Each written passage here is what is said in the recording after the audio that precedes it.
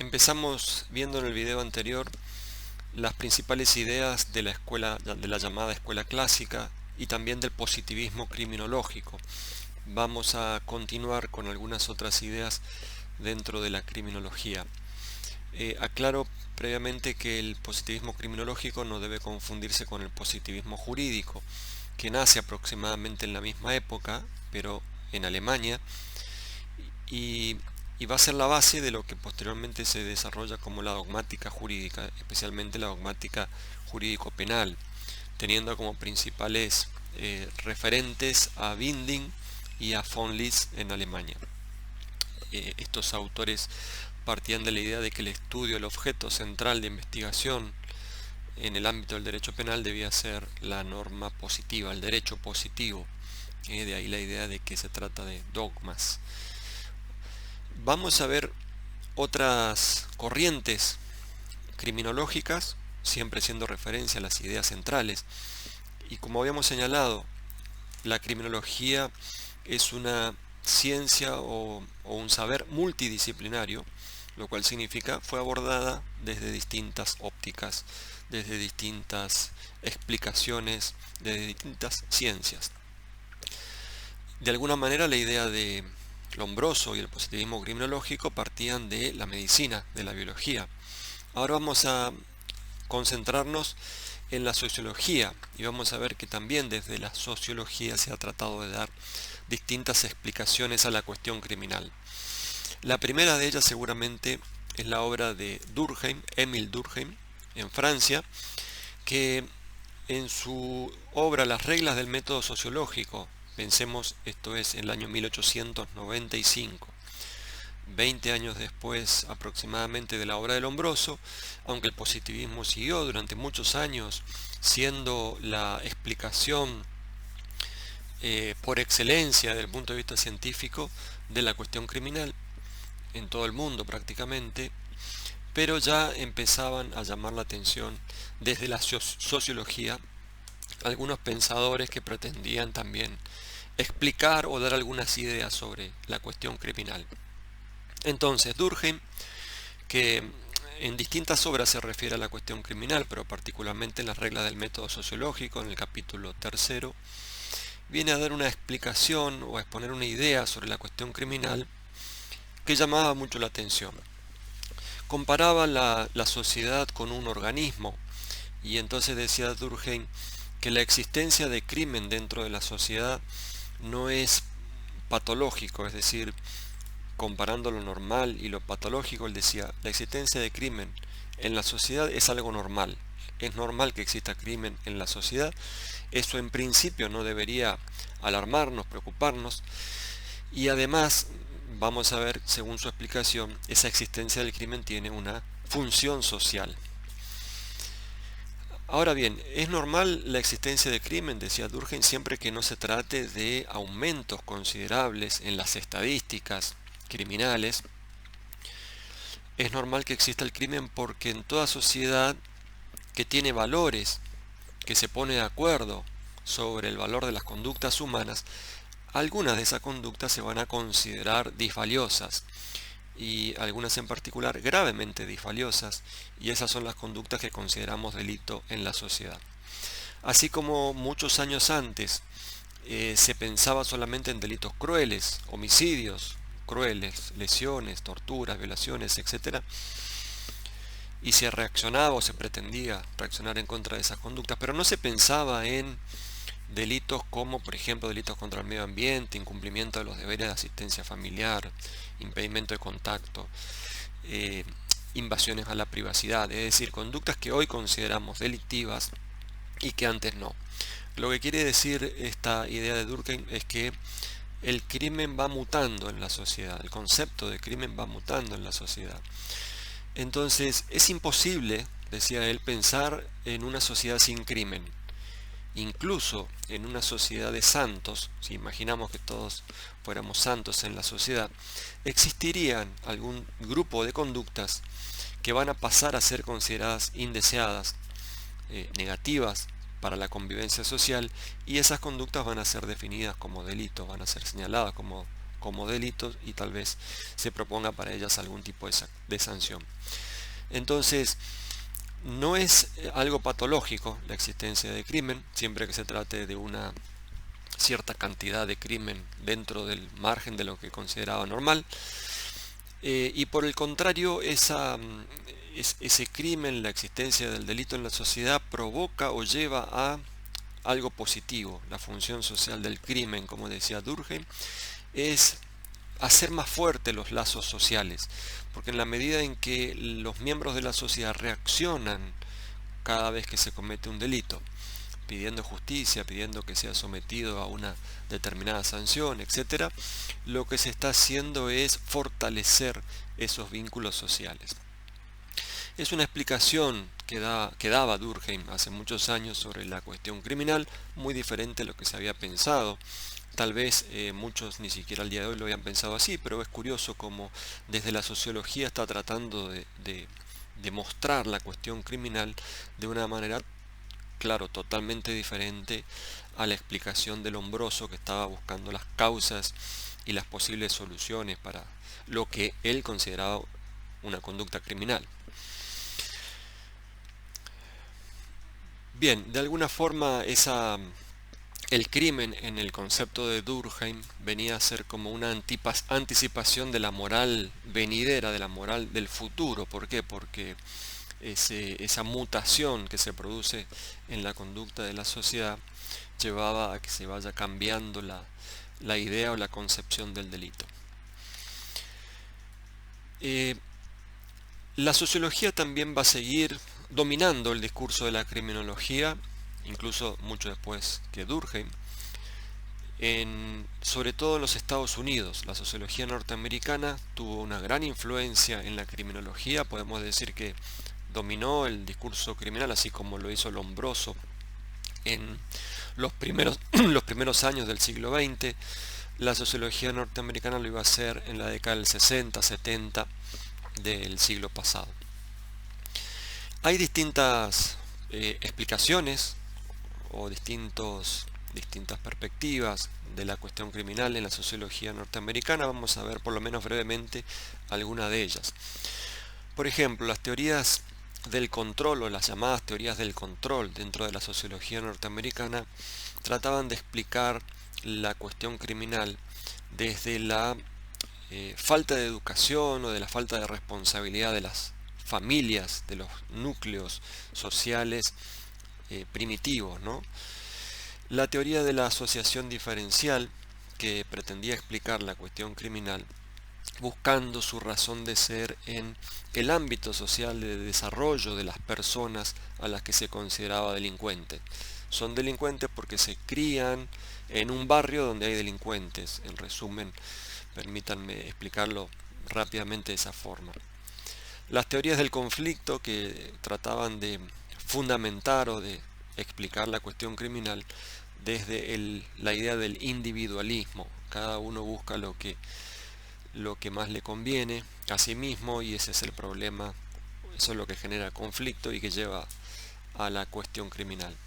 Las teorías de la atención, nos vamos a detener en estas puntualmente, que se podría resumir diciendo, bueno, se muestra a la gente la posibilidad de tener un estatus social, de lograr ciertos objetivos en la vida que en realidad no están permitidos para todos. Entonces, como todos quieren esos objetivos y no pueden llegar por los medios legales establecidos socialmente, entonces se buscan las alternativas, se buscan las conductas desviadas, y ahí es donde está la conducta criminal.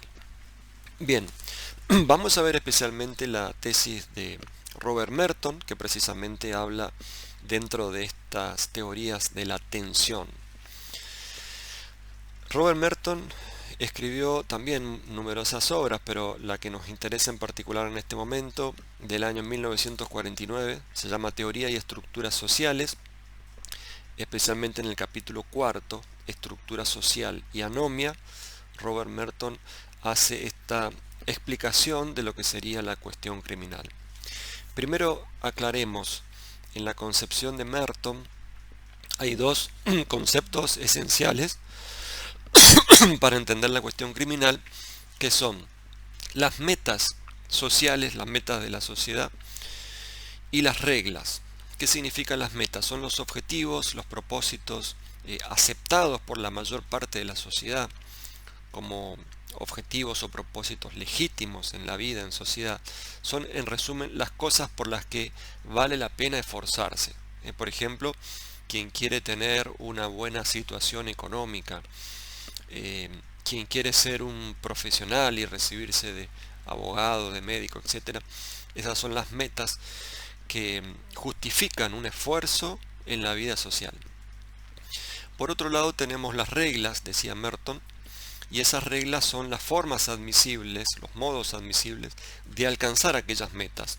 Es decir, si usted quiere ser millonario, por ejemplo, y bueno, tendrá que trabajar durante toda su vida, esforzarse, ser responsable, medido, cuidadoso, etcétera, ¿no? Capacitarse, en fin, una cantidad de reglas.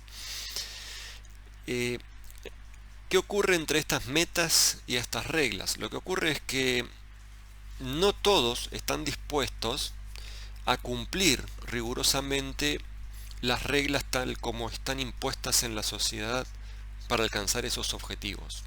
Es decir, no todos están dispuestos a hacer tanto esfuerzo para recibirse de abogado, de médico o para ser millonarios empresarios, por ejemplo. Entonces algunos, y ahí es donde Merton caracteriza 4 o 5 tipologías sociales diferentes, algunos lo que hacen es buscar la conducta anómala, y ahí es donde vamos a encontrar la anomia, y en ese sector de conductas anómalas es donde vamos a encontrar las conductas delictivas. Es decir, cuando el sujeto no está de acuerdo o no quiere cumplir con todas las reglas impuestas en la sociedad para llegar a esos objetivos, ahí es donde se produce la anomia y en consecuencia la conducta delictiva. Pensemos que Merton hablaba en los años, la década del 60, casi, en Estados Unidos, donde, o antes, 50, 60, donde se ofrecía o se vendía la idea del hombre que se hace a sí mismo, del self-made man, el hombre que se hace a sí mismo.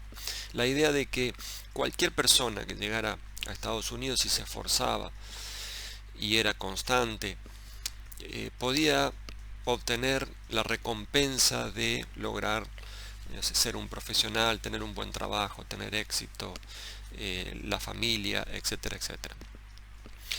En esa idea del hombre que se hace a sí mismo, el fracaso era dejar de intentarlo, de manera que uno tenía que continuar con ese intento, y solamente si desistía se iba a considerar un perdedor, un loser en Estados Unidos. En ese idioma del self-made man, del hombre que se hace a sí mismo, el loser era no el que no lograba esos objetivos, sino el que dejaba de intentarlo. La idea era que se estaba hablando de la sociedad norteamericana, donde supuestamente había o podía haber una gran movilidad social. Y el problema, decía Merton, es que se ofrece ese éxito para todos cuando en realidad no hay lugar para todos. Entonces, como no hay lugar para todos, hay un sector de la sociedad, una cantidad de sujetos dentro de la sociedad que están dispuestos a violar las reglas incluso para llegar a esos objetivos. Es decir, se vende, la idea es que habrá lugar en el éxito para todos en la sociedad, pero lo cierto es que no hay lugar para todos, y eso lleva a violar las reglas. Violar las reglas, que puede ser robarse una cartera, convertirse en un ladrón, puede ser falsificar el título para el que se quería recibir de abogado, el empresario que no va a pagar impuestos, etc. Es decir, la explicación que va a dar en definitiva Robert Merton a partir de esta idea de la tensión en la sociedad es que no hay lugar para todos, y entonces hay un desfasaje entre esos objetivos y las reglas estipuladas socialmente para llegar a esos objetivos.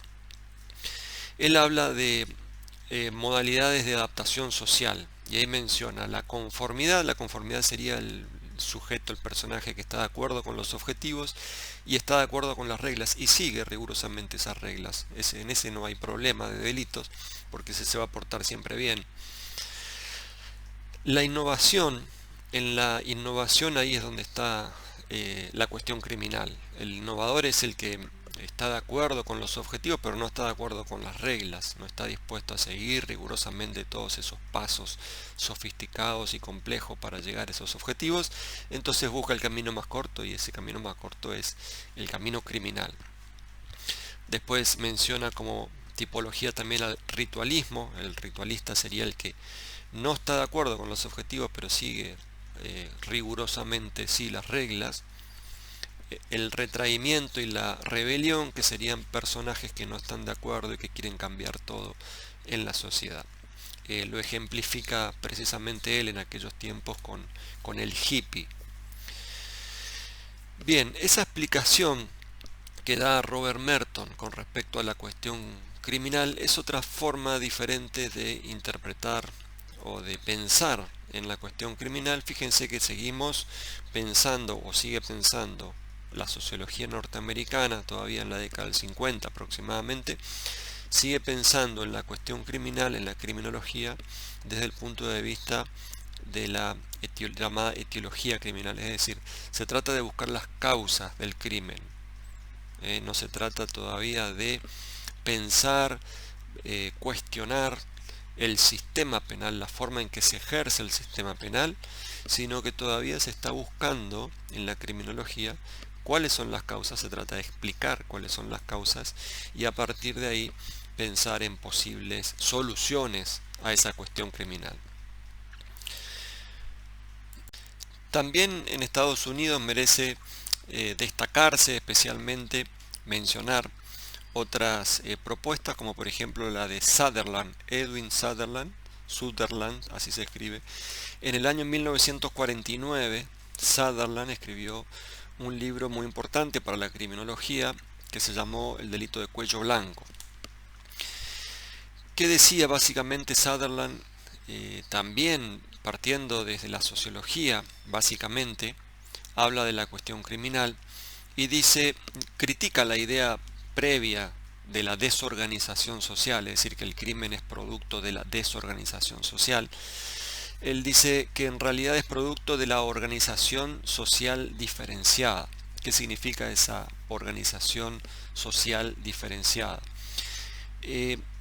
A diferencia de lo que sostenía Lombroso, el crimen no es algo que esté condicionado genéticamente, no es que una persona va a cometer un crimen porque lo lleva en sus genes, no es que va a cometer un crimen porque es pobre, sino que tiene que ver la cuestión criminal con que haya aprendido ciertas conductas, ciertos comportamientos o se haya formado de acuerdo al contacto diferencial que ha tenido cada persona. Es decir, en la medida en que haya aprendido por el contacto social que tuvo a no respetar tan rigurosamente las reglas sociales o las normas jurídicas, en nuestro caso, eso es lo que va a llevar seguramente a una inclinación a la conducta criminal. Y lo más importante de Sutherland es que va a destacar que la cuestión criminal es un problema que atraviesa todas las capas sociales. Es decir, el crimen no lo comete solamente el pobre que va a robar una cartera, un teléfono o el motochorro, podríamos decir hoy, sino que el crimen lo cometen todas las personas en las distintas estratos o capas sociales.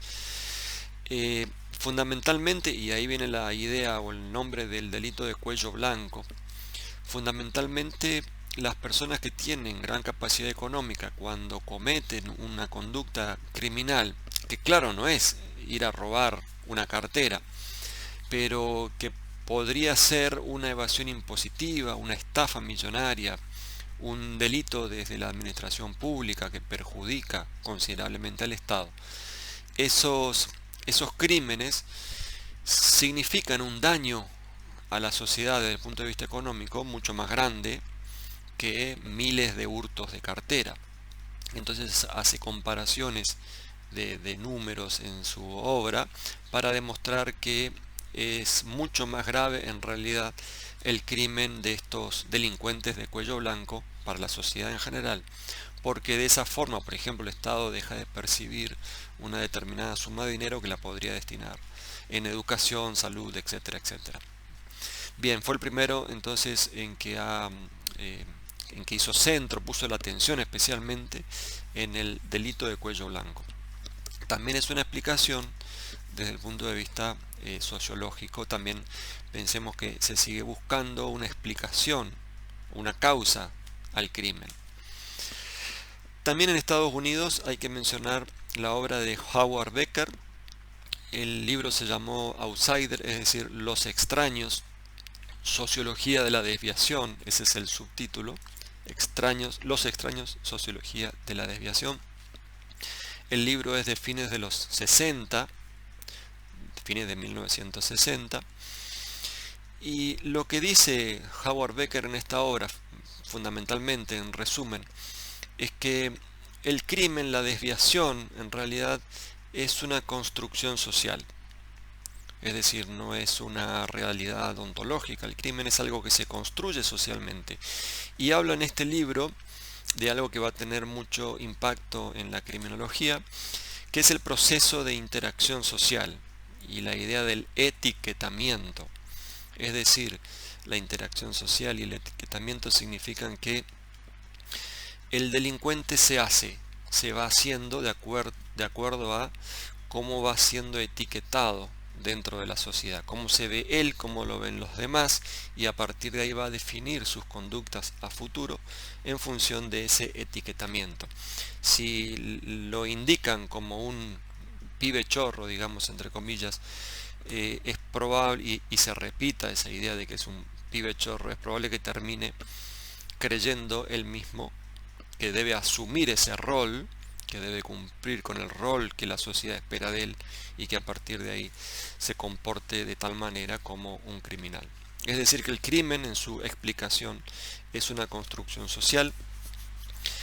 El sujeto empieza a reaccionar frente a las indicaciones o a los etiquetamientos que le hacen a cada uno. Bien, en resumen, estas son las posiciones que podríamos mencionar desde la sociología.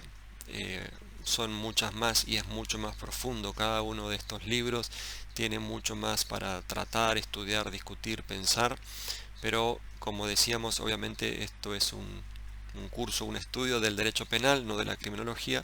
La idea es tener una noción aproximada de las distintas formas en que se ha visto la cuestión criminal en distintos momentos históricos.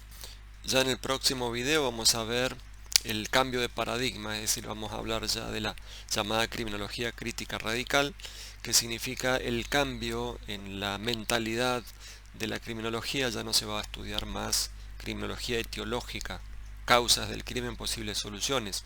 Se va a estudiar ya el proceso de criminalización.